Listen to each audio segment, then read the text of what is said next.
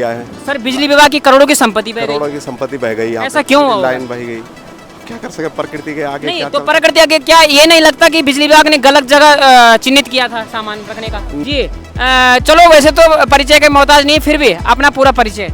मैं ठुनाली सजवाना गुणारी, मेरी बात ध्यान सुना। सर नमस्कार, कौन सी चौकी से आए आप? पुलिस चौकी नागरिक से। लगभग कितनी जगहों से ये टूटा पड़ा है? यहाँ से लेकर नागरिक तक 3-4 जगह है। अच्छा, क्या लोगों को क्या अपील करना चाहोगे आप?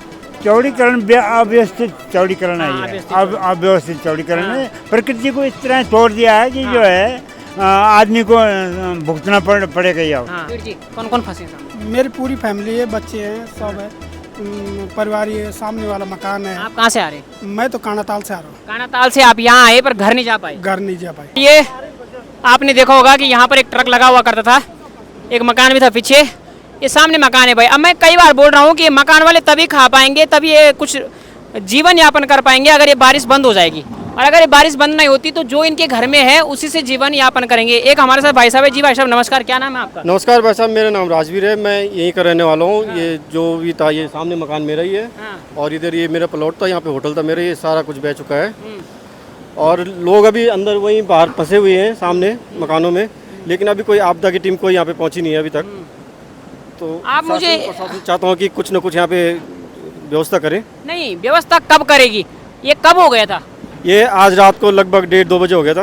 1:30-2 बजे हो गया था। आपने सूचना किस किस को दी और कितने बजे दी?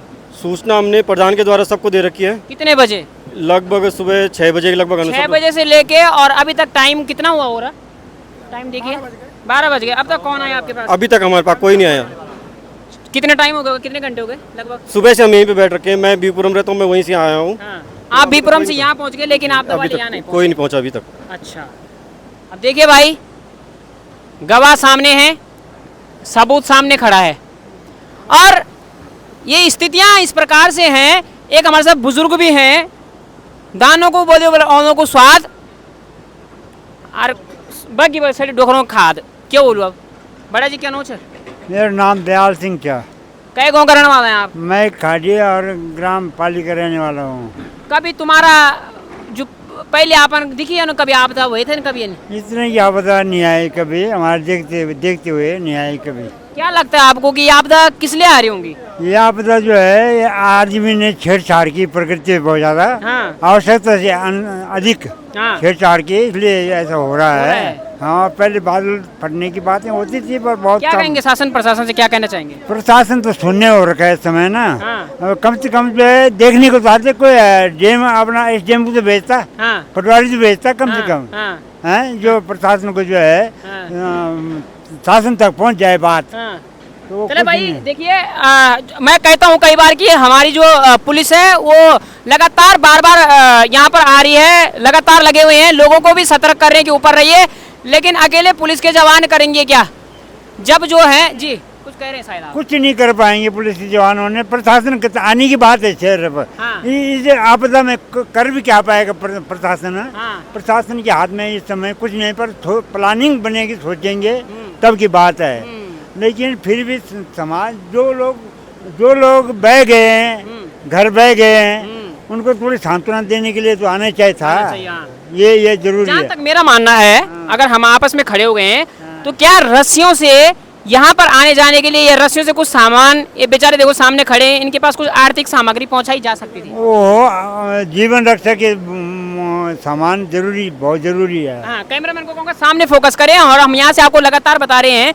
आप मैं तो यह बता कि आपकी उम्र कितना होगी लगभग? मेरी उम्र है 79 पे चल रही है। 79 हो गई। आपकी 79 साल में क्या आपने कभी इतनी भयानक आपदा इस सड़क पे देखी? इतनी बड़ी आपदा नहीं आई हमारे देखते हुए, नहीं आई है। एक बार बहुत पहले जो है बहुत पहले आई थी एक, पर एक जगह जिसको बेगर बोलते हैं ना, बेगरा, वहाँ आई थी, वहाँ बड़ी झील बनी थी। अच्छा। पर इस तरह का इतना बड़ा वो नहीं हुआ था। वो जिसको डायगला बोलते हैं ना, वो डायगला का 2.5 किलोमीटर का मील का प्लान वो जो है झील बनी थी वो। अच्छा, क्या आपको ये लगता है कि चौड़ीकरण रोड उतनी सही थी या चौड़ीकरण होनी चाहिए रोडों का? चौड़ीकरण अव्यवस्थित चौड़ीकरण है, अव्यवस्थित चौड़ीकरण है। प्रकृति को इस तरह तोड़ दिया है कि जो है आदमी को भुगतना पड़ेगा ही। अब ये है। बिल्कुल, लगातार हमारे साथ कई लोग हैं और एक आपने देखा होगा टीवी के एक बहुत फेमस यहाँ पर ब्लॉगर आए हुए हैं, लोगों की समस्याएं सुन रहे हैं क्योंकि और ये समस्या ये सुनेंगे, थोड़ा ऊपर आएंगे क्योंकि पुलिस के लोग भी हमारा सहयोग करें, वो बोल रहे हैं कि भाई दूर रहिए और दूर रहिए, दूर रहिए। नमस्कार नमस्कार भाई साहब बड़ोन जी। जी। चलो वैसे तो परिचय के मोहताज नहीं, फिर भी अपना पूरा परिचय। मैं ठुनाली सजवाना गुणारी, मेरी बात ध्यान सुना। आप लोग पहाड़ों में जक के पीछे हैं, भाई बंधु सतर्क रहा, क्योंकि आप देखने चले गए कि बहुत बुरी स्थिति है वहीं पहाड़ की। और हमारा जो न्यूज रिपोर्टर अंकित बड़ोन जी सन वो अपना पूरा प्रयास करने लगे दिखाना खातर आप तक खबर सन पहुँचाने लगे। और कई परिवार भी आप देख सकते हैं सामने फंसे सन, तो उम्मीद करूँ कि शासन प्रशासन जरूर संज्ञान ले लो अंकित बड़ोनी भाई का माध्यम से।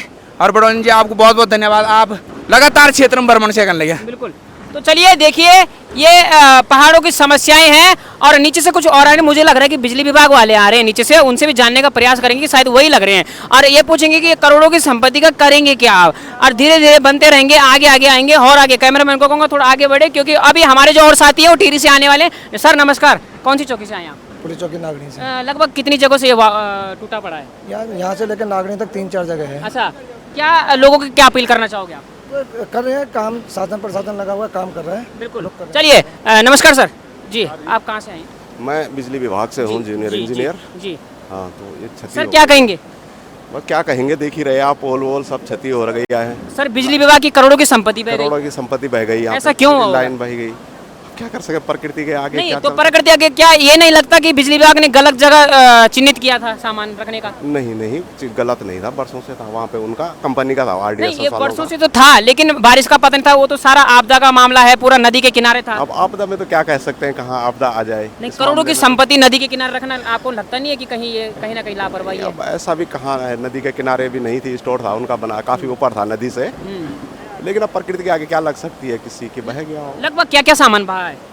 वहाँ केबल के ड्रम थे, पोल थे और बाकी मशीनें भी थी उनकी। देखो एक बड़ा डंपर सा भी दिख रहा है, डंपर भी बह उसकी गए। कीमत क्या रही होगी लगभग? डंपर की कीमत कम से कम 40 से 50 लाख के बीच रही होगी। अच्छा। हाँ। बिल्कुल, अभी तक कौन आया है आपदा से वहाँ पे सामान निकालने के लिए? आपदा से तो अभी तक तो सामान निकालना मुश्किल है, वो नदी में है। हाँ। पर आ तो सभी गए अपने रिपोर्ट लगा के सभी। के। हाँ, एक्शन साहब भी आए हैं, वो भी चले। तो चलिए देखिए लगातार यहाँ पर जो है बिजली विभाग की जो टीम है वो भी आ चुकी है। यहाँ पर जो है पुलिस चौकी नांगनी से जो है पुलिस के जवान भी आ चुके हैं और पुलिस के जवानों से मेरे एक बात पूछी थी ऊपर से, उन्होंने कहा था कि हम रात दिन वहीं पे खड़े हैं और भाई वो भी कह रहे हैं कि हम बिना ब्रश किए हुए, बिना जो है नहाए धोए अपनी ड्यूटी पे तैनात हैं। जैसे देश के जो सेना के जवान हैं वो भी खड़े हैं और वैसे ही पुलिस के जवान यहाँ पर खड़े हैं। लेकिन सबसे बड़ी बात हम आपको ये बता दें कि यहाँ पे जो बुजुर्ग हैं उन्होंने कहा था कि प्रकृति के साथ छेड़छाड़ ना की जाए। और जो सामने कैमरामैन को कहूँगा एक बार फिर सामने दिखाएं, इन लोगों तक जो है आर्थिक सहायता पहुँचाने की जो है पूरी तैयारी की जाए। नमस्कार जी, क्या और कुछ कहेंगे आप इस बारे में? और भाई साहब क्या करना, यही कहेंगे कि शासन प्रशासन आए देख के यहाँ पे, और जो लोग उधर फंसे हुए हैं उनको निकालने की कोशिश करे या कोई राहत सामग्री भेजी जाए। बाकी तो सामग्री की जरूरत है पहले। अच्छा, जीवन रक्षक सामग्री की आवश्यकता है, जरूरत है। अच्छा जी, नमस्कार। क्या नाम? सतवीर। सतवीर जी, कौन कौन फंसे हैं सामने? मेरी पूरी फैमिली है, बच्चे हैं, सब है, परिवार ये सामने वाला मकान है। आप कहाँ से आ रहे हैं? मैं तो कानाताल से आ रहा हूँ। कानाताल से आप यहाँ आए पर घर नहीं जा पाए? घर नहीं जा पाए। जाओगे भी कैसे? कैसे जाए, यहाँ तो कोई साधन नहीं, कोई व्यवस्था नहीं है सरकार कौन की। कौन आया अभी वहाँ से? मैं अकेला ही आया। अच्छा, आपके वहाँ से अकेला? और ऊपर से शासन प्रशासन से कौन कौन आए हैं? कोई नहीं, मैं तो अकेला है। नहीं, शासन प्रशासन से, सरकार से कौन आया मदद के लिए? कोई मदद नहीं है अभी। अभी कोई मदद नहीं। सुबह 4 बजे से अभी तक कोई मदद नहीं हुई। कैसे पहुँचाया जाएगा वहाँ तक अगर शासन प्रशासन आती भी है? आपको क्या लगता है किस तरीके से जाने का प्रयास किया अगर जाए? प्रयास तो कई प्रकार से हो सकते हैं, रस्सियाँ पड़ सकती है, कुछ भी आदमी कोशिश करे तो कुछ भी कर सकता है। पर जब कोई कोशिश करने वाला है ही नहीं तो कौन करेगा? कोई सुनने वाला है ही नहीं हमारी। चलिए भाई देखिए, हम सच में कह रहे हैं कि हमें लगभग जो है 3 घंटे हो चुके हैं पूरी रोड का सर्वे करते करते, और मुझे लगता है कि सरकार के जो अधिकारी लोग हैं उनसे ज़्यादा सर्वे हम लोग कर रहे हैं। लेकिन लगभग अब तक जो है आपदा से कोई भी जो टीम है वो नहीं आ पा रही है और ये जो सामने जो परिवार हैं वो भी जो है लगातार गंभीर संकट में बने पड़े हैं। तो चलिए बने रहें और अभी धीरे धीरे चलते हैं आगे की तरफ।